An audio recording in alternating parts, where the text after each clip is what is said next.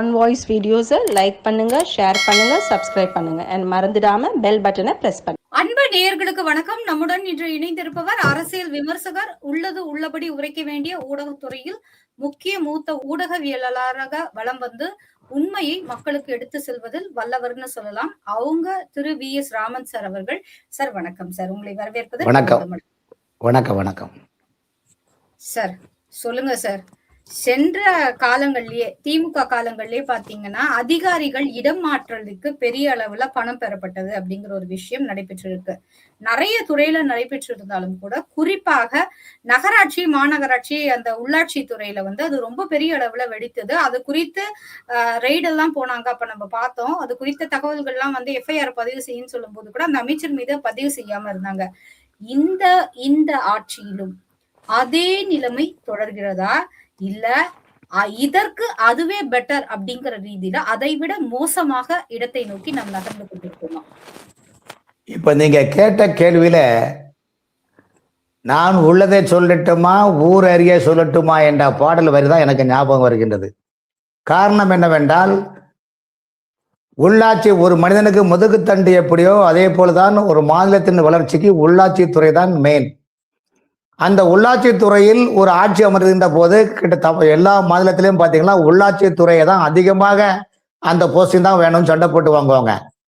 அதே போல இந்த உள்ளாட்சி துறை தமிழ்நாட்டை பொறுத்த வரைக்கும் இவ்வளவு சீரழிவுக்கு காரணம் 2011 உள்ளாட்சி அமைச்சராக KP முனுசாமி வந்தார்.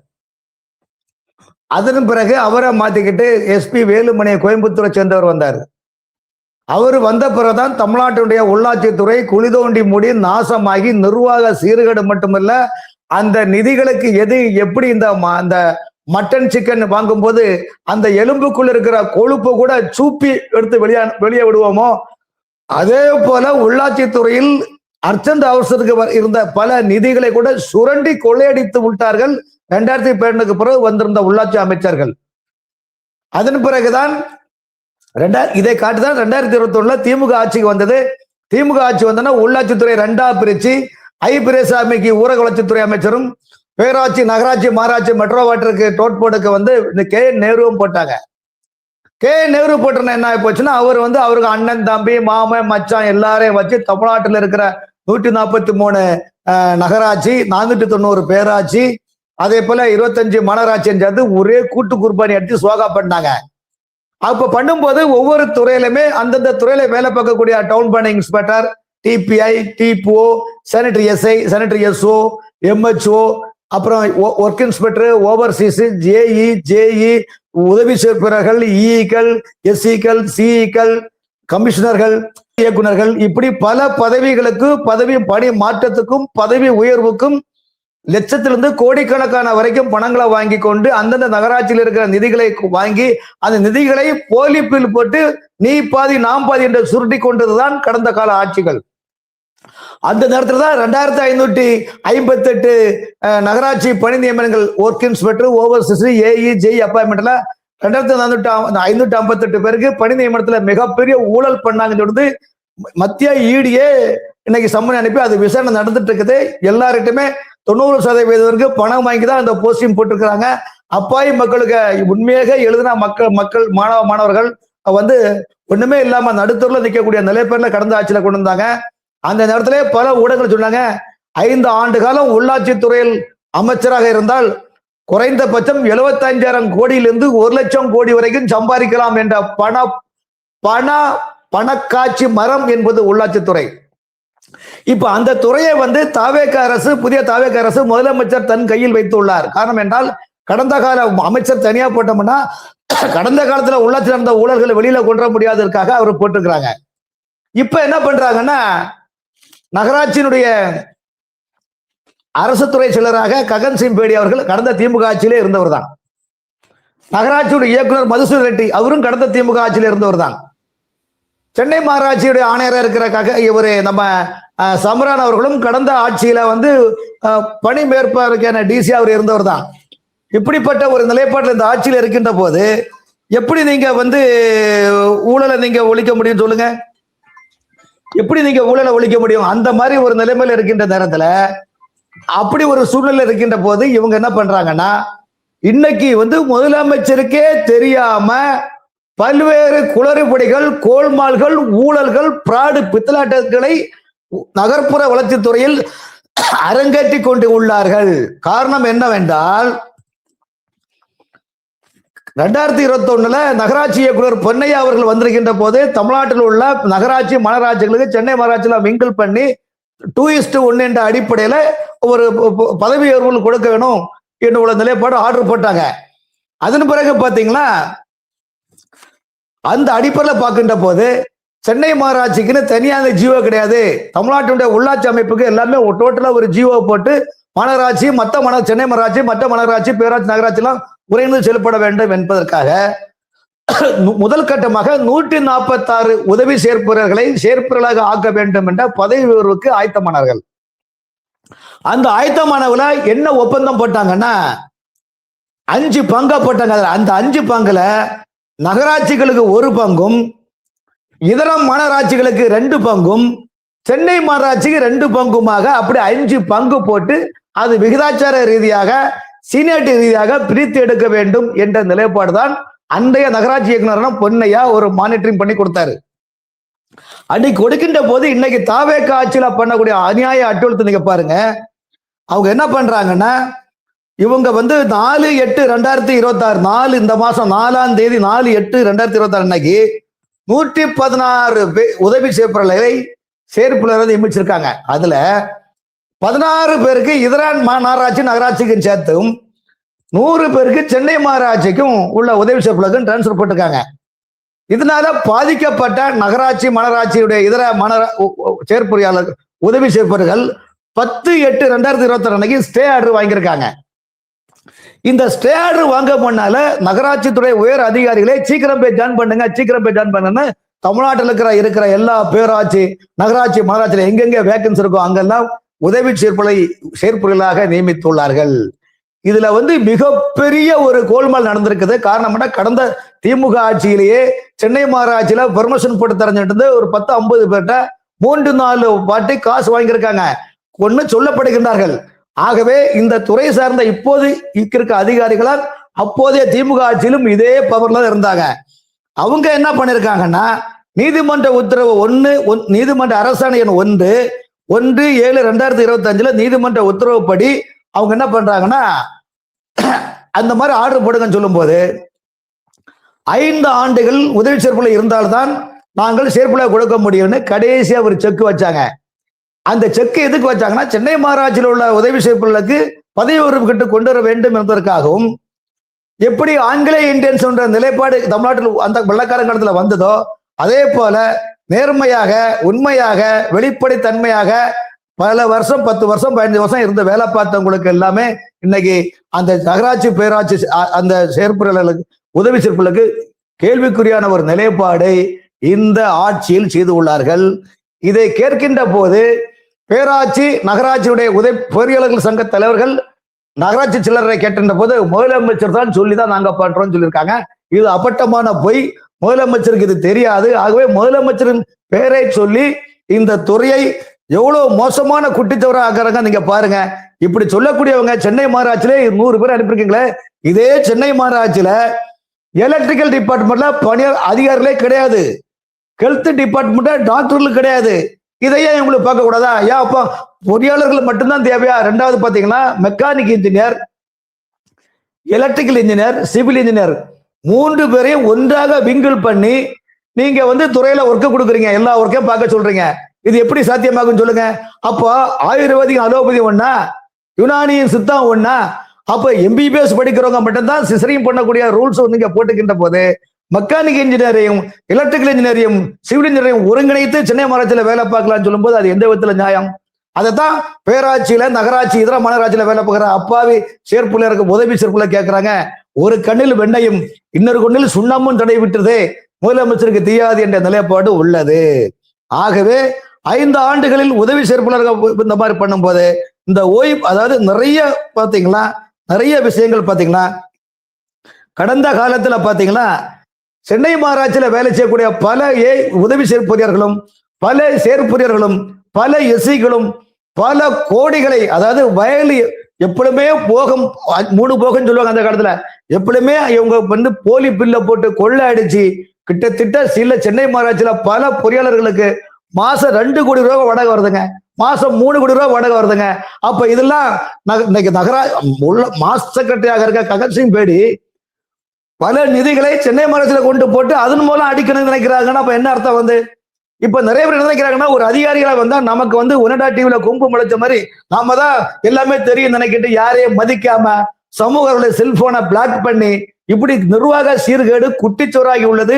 காரணம் என்னவென்றால் உள்ளாட்சி துறையினால் தான் திமுக ஆட்சி இழந்தன, உள்ளாட்சி துறையினால் தான் அதிமுக ஆட்சி இழந்தன.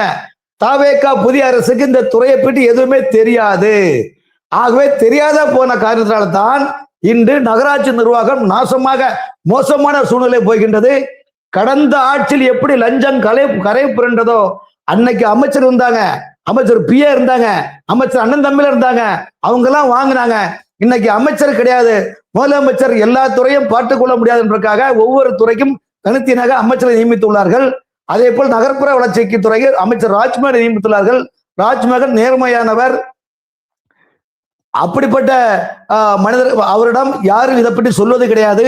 ஆகவே தமிழ்நாட்டை பொறுத்தவரையும் எப்படி கடந்த ஆட்சியிலே 2558 நகராட்சி பணியாளர்களை பணி நியமனத்தில் மிகப்பெரிய மோசடி செய்துள்ளார்களோ அதே போல் இந்த ஆட்சியிலும் முதலமைச்சருடைய துறையை அதாவது கொத்தி கொத்தி கொத்தி சாப்பிட்டு போடுகிற நிலைப்படுகின்றது. காரணம் என்னவென்றால் ஹவுஸ் சோர்ஸ் என்ற பணி ஏற்கனவே நேற்றைக்கு சட்டமன்றத்தில் வந்து 2 நாளுக்கு முன்னால அன்புமணி ராமதாஸ் அவருடைய துணைவியாரான சௌமியா அன்புமணி பேசுகின்றார். உள்ளாட்சி துறை ஹவுஸ் சோர்ஸ் பேசியுள்ளார். உள்ளாட்சித்துறை ஹவுஸ் கீப்பிங் என்ற பணிகளை நியமிக்கிறார்கள். இது வந்து ஆட்சியாளர்களுக்கு தேவையான நபர்களுக்கு கான்ட்ராக்ட் ஒர்க் கொடுத்து கோடிகளை கொள்ளையடிக்கக்கூடிய நிலைப்பாடு. அதே போல குப்பை தரம் பிரிப்பது, salt waste management, electrical maintenance, அதே போல வாட்டர் உயர்தர அந்த பம்பிங் ஸ்டேஷனுக்கு தேவையான லிக்விட் குளோரின் சப்ளை, அதே போல பேராட்சிகளின் ஏடி டிரான்ஸ்பர், பேராட்சிகளின் உதவி சப்ளை டிரான்ஸ்பர், ஈக்கல் டிரான்ஸ்பர், இப்படி பல விதமான டிரான்ஸ்பர்களில் உள்ளாட்சி துறையில் குப்பையை வைத்துத்தான் பல ஆயிரம் கோடிகளை கொள்ளையடிக்கின்றார்கள். ஆகவே நிதிச்சுமை என்று சொல்லி மக்களை ஏமாற்றியதை விட இந்த நிதி கடந்த 10 ஆண்டுகளாக உள்ளாட்சி துறை யார் யார் சம்பாதிச்சிருக்காங்க என்று நீங்க கணக்கு போட்டு பாருங்க. சேலம் மாநகராட்சியில கடந்த முறை மதுரை மாநகராட்சியில எவ்வளவு உள்ளது, சேலம் மாநகராட்சியில இன்னைக்கு கடந்த ஆட்சியில திமுக ஆட்சியில வேலை செய்த ஒப்பந்ததாரர்கள் தான் இந்த ஆட்சியிலும் செய்து கொண்டிருக்கின்றார்கள். கடந்த ஆட்சியிலே 40% வாங்கி உள்ளார்கள். இந்த ஆட்சியில் யார் வாங்கிட்டார்கள் என்பதை உளவுத்துறை மூலமாக ஆய்வு செய்ய வேண்டும். ஆகவே நகராட்சி துறையில் பல உயர் அதிகாரிகள் தங்களுடைய பினாமிகளை வைத்துக் கொண்டு, கன்சல்டேஷன் என்ற ஏஜென்ட்களை வைத்துக் கொண்டு ஒவ்வொரு நகராட்சி மாநகராட்சிகளும் ஹவுஸ் சோர்ஸ் என்ற பணியிலும் electrical maintenance, water supply, pumping station, road work, consultation என்ற போர்வையில் மிகப்பெரிய போலி பில்லை போட்டு கொள்ளையடிக்கின்றார்கள். அதற்காக சொல்லுகின்றோம், கடந்த திமுக ஆட்சியிலே உள்ளாட்சி அமைப்பில் மட்டும் 75,000 கோடியிலிருந்து 1 லட்சம் கோடி வரைக்கும் கொள்ளையடிக்கப்பட்டுள்ளது என்று புள்ளி விவரம் சொல்லுகின்றன.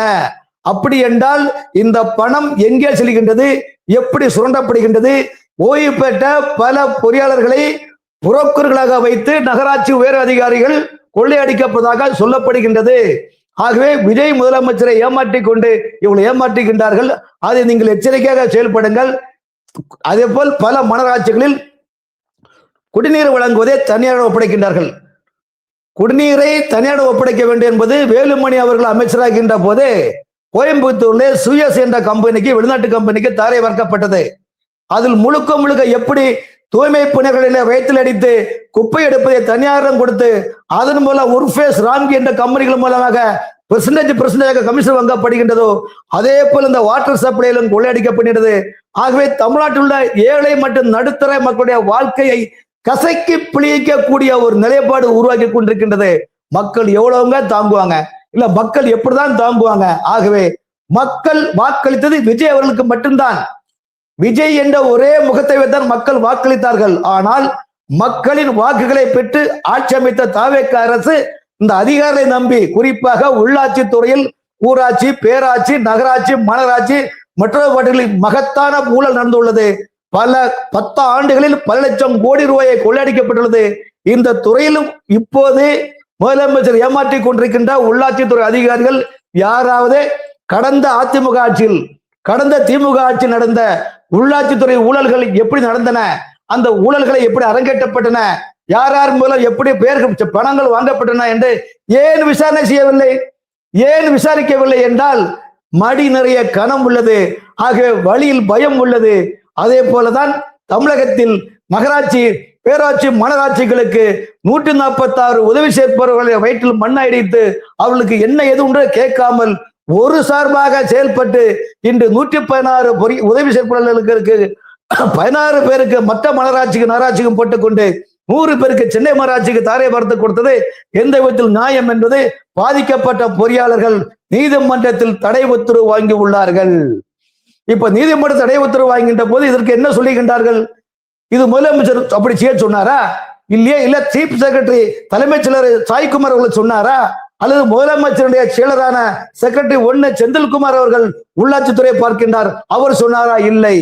ஆனால் அதிகாரத்தில் இருக்கக்கூடியவர்கள் யாருடையோ தைரியத்தை வைத்துக் கொண்டு மக்களை எப்படி வேண்டுமானாலும் கசக்கி புளியலாம் என்று நினைக்கின்றார்கள். ஒரே ஒரு உதாரணம், தமிழ்நாட்டில் 2012ஆம் ஆண்டிலிருந்து 2026 வரையிலும் தமிழ்நாட்டில் உள்ள இந்த துறையில் ஒவ்வொரு துறையிலும் நடந்த அந்த பண ஒதுக்கீடுகள், நிதி ஒதுக்கீடுகள், நிதிகளை செலவழிஞ்சீர்கள் எப்படி, இதெல்லாம் ஆய்வு செய்தால் தமிழக அரசு வெளிநாட்டிலிருந்து கடன்கள் வாங்க வேண்டாம், அந்த கடனை ஊழல்வாதிகளிடம் கைப்பற்றி நாமளே கடனை அடைக்கலாம் என்பது நிலைப்பாடு இருக்கின்றது. ஆகவே உள்ளாட்சித்துறையில் ஊழல் கொடி கட்டி பறக்கின்றது. இதை வெளிப்படையாக நான் சொல்ல முடியாத ஒரு சூழ்நிலையில் உள்ளேன். ஊழல் கடந்த ஆட்சியில் எப்படி நடைபெறுகின்றதோ அதே போலதான் இன்றும் பேராட்சி, நகராட்சி, மாநகராட்சி, மெட்ரோ வாட்டரில் ஊழல் நீர்க்கமென கொடி கட்டி பறக்கின்றது. நிதிகள் தவறான வழியில் பயன்படுத்தப்படுகின்றது. இந்த நிதிகளை பயன்படுத்த எப்படி படுகின்றார்கள் என்பது முதலமைச்சரிடம் என்னை கேட்டால் தனியாக நான் சொல்ல ஆசைப்படுகின்றேன். காரணம் என்றால் இது வெளிப்படையாக சொல்ல முடியாத ஒரு சூழ்நிலையால் தான் நான் சொல்லுகின்றேன். ஊழல் குறைந்த பாடில்லை, ஊழலுடைய உச்சத்தில் இருக்கின்றார்கள். கடந்த காலத்தில் செய்த ஒப்பந்தர்கள் தான் இந்த காலத்திலும் செய்கின்றார்கள். இதற்கு வேறு அதிகாரிகள், சில உள்ளாட்சித்துறையை சார்ந்த உயர் அதிகாரிகள் ரகசியமாக அங்கோ போட்டு செல்லுகின்றார்கள் என்பது என்னுடைய பதிவு. சார் ரொம்ப நன்றி சார். இத்துணை நேரமும் அழகாகவும் தெளிவாகவும் உள்ளாட்சித்துறை முக்கியமான துறை, ஒவ்வொருவரும் கவனிக்க வேண்டிய துறை, மக்களுக்கு நிறைய விஷயங்களை கொண்டு சேர்க்கிற துறையுமே இந்த துறை தான். ஆனா நீங்க கடந்த கால வரலாறை எடுத்து பார்த்தால் உள்ளாட்சி துறையில் நடந்த ஊழலுக்காகவே அதிமுக தன்னுடைய ஆட்சியை இழந்தது. உள்ளாட்சி துறையில் நடைபெற்ற மிகப்பெரிய ஊழலுக்காகவே திமுக இன்று ஆட்சியை இழந்து நிற்கிறது. உள்ளாட்சி துறையில் நடைபெறும் ஊழலுக்காக தாவேகா எந்த நிலைக்கு போகும் அப்படிங்கிற ஒரு விஷயத்த அழகா விலாவரியா சொல்லியிருக்கீங்க. செயற்பொறியாளர் அப்படிங்கிறவங்க அந்த தகுதிக்கு தகுந்தவங்களதான் நியமிக்கணும். ஆனா நீங்க அப்படி நியமிக்கிறீங்களா? உங்ககிட்ட இருக்கிற mechanical engineer, electrical engineer, civil இன்ஜினியரை வச்சு எல்லா வேலையும் பார்த்துடலாம்னு நினைச்சா அப்புறம் அதுக்கு எதுக்கு தேர்வு? அதுக்கு எதுக்கு மக்களை கூப்பிடுறீங்க? இவ்வளவு கனவோட எழுத வராங்க, அவங்களுக்கான வாய்ப்புகள் நிறைய தட்டி பறிக்கப்படுது அப்படிங்கிற ஒரு விஷயத்தையும் இங்க இருக்கும் அதிகாரிகள் உங்களுக்கு கரெக்டான நிலையை எடுத்து சொன்னாங்களான்னு தெரியல முதலமைச்சரே. ஏன்னா எங்களால வெளிப்படையா சொல்ல முடியாது அப்படிங்கிறதுக்காக பாலிஷா சொல்றோம், இதை நீங்க புரிஞ்சு நடந்துக்கோங்க அப்படின்னு முதலமைச்சருக்கு உங்களுடைய ஒரு எச்சரிக்கையும் கொடுத்திருக்கீங்க சார். இனிவரும் காலங்கள்ல தொடர்ந்து இது போல் நிறைய பேசலாம், அரசியல் பேசலாம். நேரம் பகிர்ந்தமைக்கு நன்றி, இணைப்பில் இணைந்தமைக்கு நன்றி. Thank you sir. வணக்கம்.